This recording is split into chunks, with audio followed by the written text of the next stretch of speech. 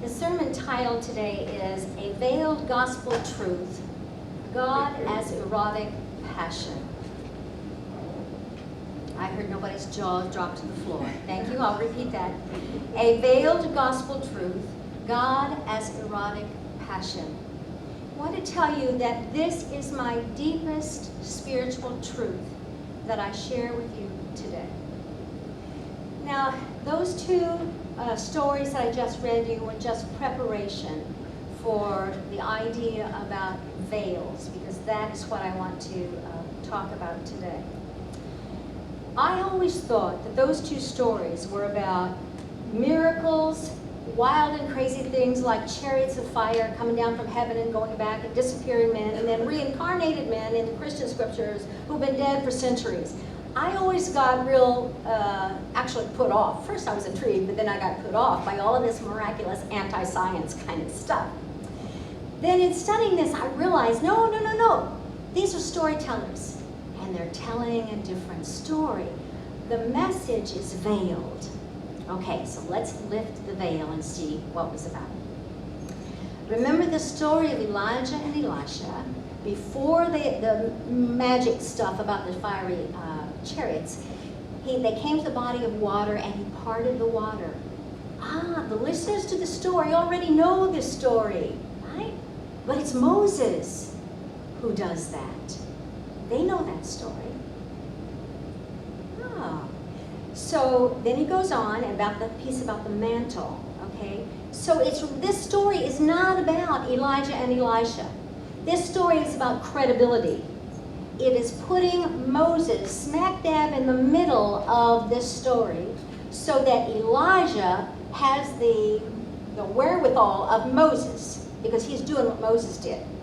And Elijah is passing on to Elisha what he knew through the mantle. So the story is really about, underneath, can you listen to these people, because they are all way up here. They all have the credibility of Moses. So it is that the storyteller Mark has already told the story of the baptism. And they already know, the listeners already know, that God says at the baptism, according to Mark, "This is my beloved Son in whom I am well pleased." And they hear it again. Okay? And in this story as well, we have Jesus right up there with the two biggies, Elijah and Moses. So Mark is building suspense in this story. He's telling the stories about the bright lights and the transfigured state and so forth. But he's also conveying, this is important. This is really important. Jesus, this man I'm telling you about now, he's right up there with Moses and Elijah, so listen. That's the subliminal message of what is happening. Now, for the Apostle Paul, he uses the same idea of veil. So my thing is, these messages are veiled, okay? And Paul says in 2 Corinthians, even if our gospel is veiled, it is veiled to those who are perishing. This means the world. He goes on to say that as followers of the light, we proclaim a gospel message that is not understood by the world, for the world cannot see through the veil. Now, my question for us, is it possible that not only does the world not get the gospel, but the church does not either?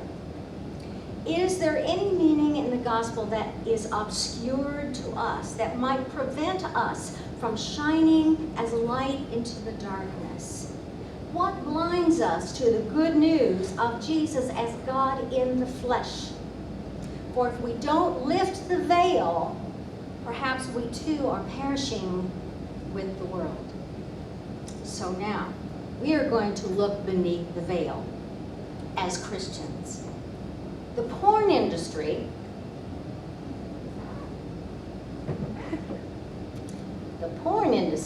has taken a word, and I want to take it back for the church. The word is erotic. Now, I had a board member of where I used to work who was very squeamish about that word, and she preferred I didn't use it in her presence because it conjured up lots of negative images for her, and it had no place in her Christianity. And so my apologies to you if you're in that category. I understand that. However, I want to take it back. It can simply be translated as one type of love. That's all. But we usually translate it as passion or carnal passion, and it is usually disregarded as an inferior kind of love. Thus, the erotic becomes something that is only about the flesh and something we have to kind of put up with. It's part of our sinful condition, something that must be controlled and repressed. You ever heard that before? Okay, okay. Now, let's look at the Greek myth of Eros and Psyche. The Greek word psyche means soul, and actually it's the same word for butterfly, so that it is transforming through the cocoon to the chrysalis to the butterfly. So that's the soul, that's the underlying meaning of psyche. In the myth of Eros and Psyche, Psyche marries Eros. Now Psyche is the earthly soul, and Eros is the god of sacred passion, passionate love. Now we'll return to that story, but first remember, it was Augustine, the great church father, who infected the church with the sex negativity. He saw the body and the soul not as married as the Greeks did, but as being engaged in a huge warring struggle. Well, maybe that's like some marriages do, okay? But for Augustine, there was nothing good about that. And the reason that was not working is that they were so unevenly matched. Eros and passion is sinful and wicked, and psyche or soul is pure. When we separate our souls from erotic passion, it is Augustine we are following. But not all Christians had this idea. Writing much later than Augustine, the Christian mystic Hildegard of Bingen put the body and the soul together. And this is what she said. Notice how beautifully she intertwines them. She wrote, "The soul is the freshness of the flesh, for the body grows and thrives through the soul, just as the earth becomes fruitful through moisture." So there was no separation for her. It's all the same. Now, we don't have to be suspicious of Eros or passion. There doesn't have to be a struggle between the two. Hildegard of Bingen understood that. But Hildegard's view was never accepted by the church. It was St. Augustine and his followers who wrote the theology books. And this is where we are 2,000 years later, still at war. But what is the erotic? This word that I want to take back and hold for the church. The poet Audre Lorde tells us that love that is eros or erotic is, quote, an assertion of the life force, creative energy empowered. And she wrote that it can change the world. There's nothing warring here. There's no struggle about that. For her, this impulse to life guides our behavior and brilliantly lights our way through the sharing of our history, our dancing, our loving, our work, and our lives. Eros is the creative, flowing energy that pulls us to connect to one another and to others, to know others. Eros is a part of us that represents the divine creator who, out of nothing, passionately made all that is and shall ever be, who is in us and with us, being ever present, still passionately loving. So when I read that God is love in 1 John, I translate that as erotic love, passionate love. Do you know it? Listen to God's passion here through the prophets.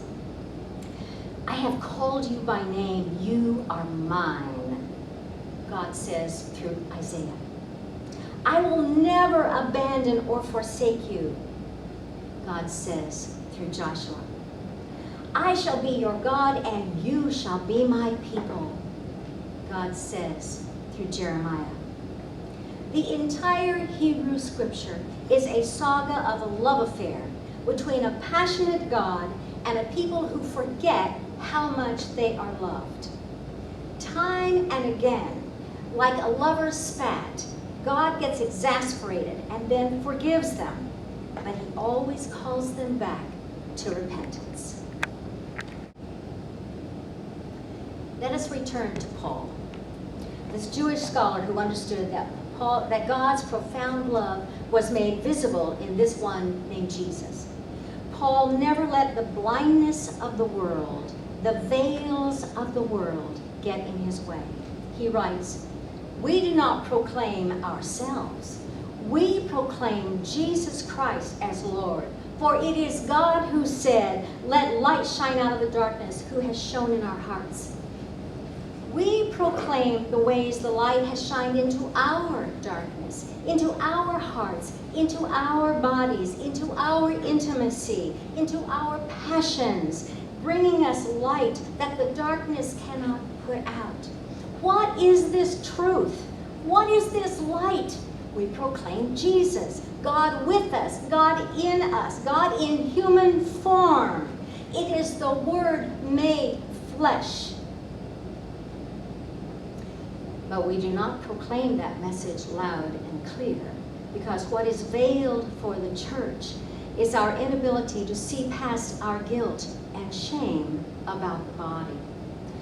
We are afraid of Eros, or passion. And because we are afraid, we don't have an image of a God that works with this idea. Few Christians can get their head around the idea that our God is erotically and passionately in love with us, with me, with you. We have not yet figured out, after 2,000 years, it is the love principle that truly creates peace with justice in our communities and our world, that truly liberates our minds and our bodies. The love principle, or the erotic principle, values and loves all bodies, of all shapes and sizes and abilities, of all colors, regardless of differences and boundaries and national borders. It is to value and love our own bodies as well. Our veil is shame and guilt of being sensual and sexual people in the eyes of God. We have failed or been unwilling to reconnect our bodies and our souls, our eros and our psyche. St. Augustine and his followers, with their anti-sex, anti-body, and certainly anti-woman messages, is still severing our bodies from our spiritual lives. And until we get this figured out and begin to live it, we shall see through the veil dimly, as Paul says, and our light cannot shine brightly in the darkness. Audre Lorde continues with a reminder that if you don't define yourself for yourself, then you will be crushed into others' fantasies of you and eaten alive. In my language, she is saying, if we don't define ourselves erotically as Christians, then we will be eaten alive by a death-dealing world that consumes bodies as commodities, like a snake devours a kitten. This is what is happening now. Shame-based and fear-based Christianity, promoting state control over women's sexual bodies, limiting people's sexual freedom and access, truncating gender and sexual identities. And the church even plants seeds of suspicion about pleasure as contrary, if not contradictory, to the spiritual journey. Now, a little algebra for the sermon. If A equals C and B equals C, then A equals C. So, if Eros and erotic passion is the life force, according to the poet, and if God is the life force, according to Genesis, then God and erotic passion are one and the same. And I suspect that when we unapologetically claim this truth, we will know Jesus for the first time. Know Jesus. To know Jesus inside. Remember the story on the road to Emmaus of the disciples who, after the resurrection of Jesus, they're walking along and they have a stranger, they have a conversation. When they break bread later at the supper, they know Jesus. They see him. They know it. The verb to know in that instance is the same verb that the Hebrew scriptures use when they said Abraham knew Sarah. They knew it in their body.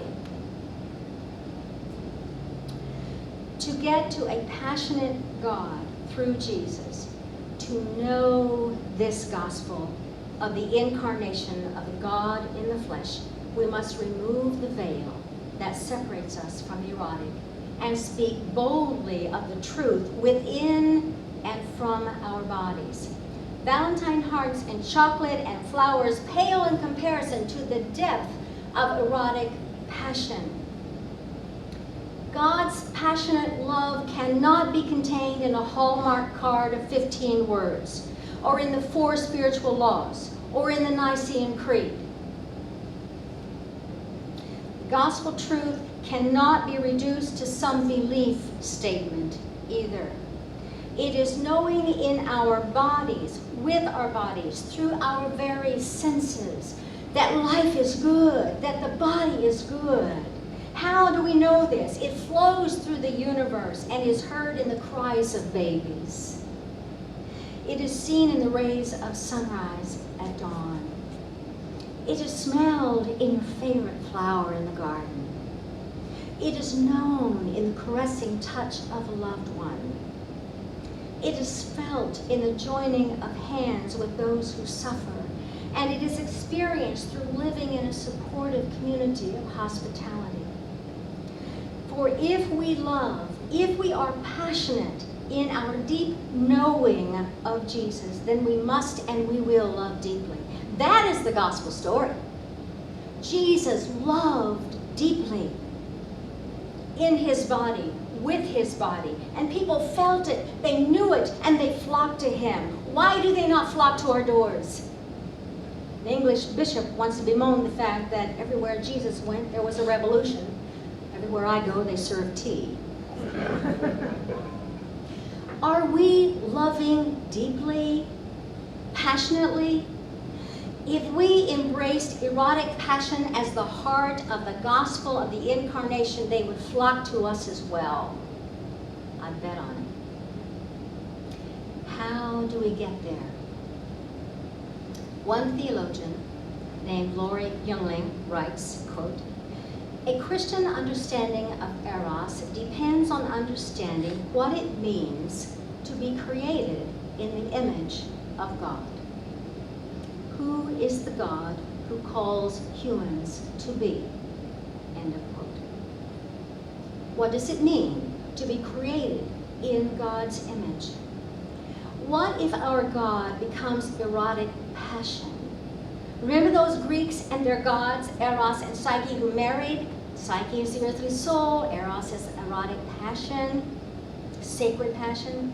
The Greeks taught that when the passion and soul knew each other, they begat a child. And what was that child's name? Pleasure. When the body and soul come together, what happens is pleasure and joy. This is the light that must shine in the darkness. This is the good news of the gospel. This is why Jesus said to those who didn't get it, "We played the flute for you and you did not dance." It is only when this integration happens that we begin to live the abundant life Jesus talked about in John 10:10. We need an image of God that can embrace this oneness. We can think about God differently, without the veil of shame and guilt, without the fear of the sensual and sexual. The reality is God's erotic passion for the world.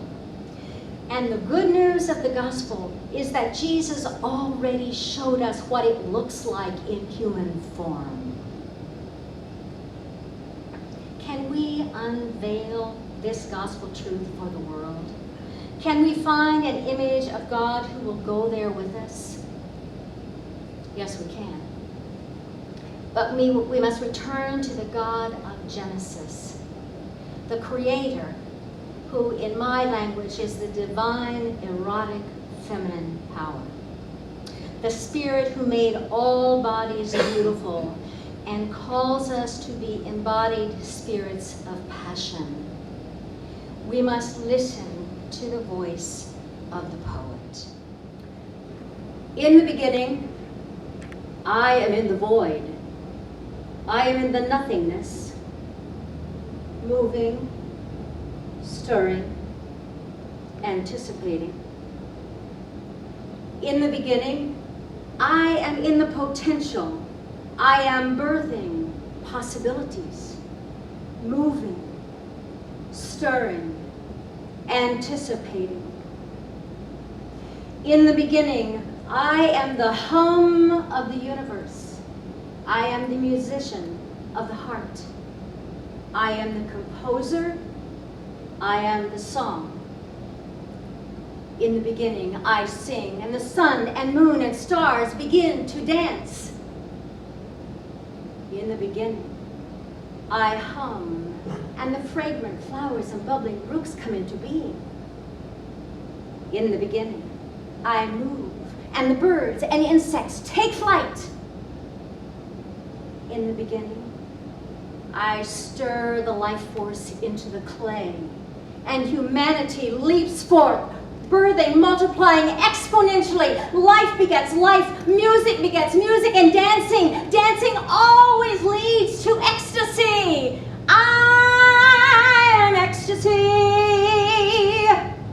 I am the quickened breath. In the silence, before creation,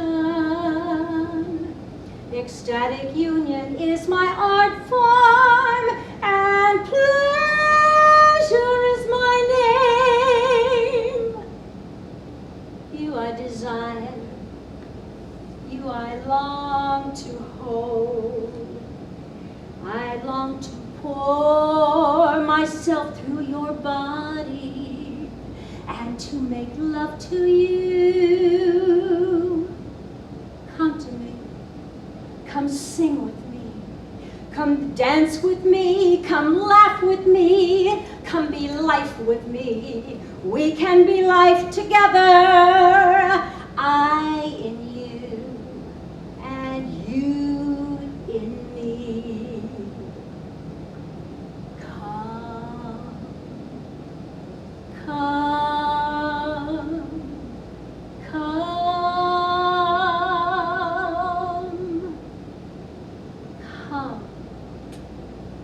come.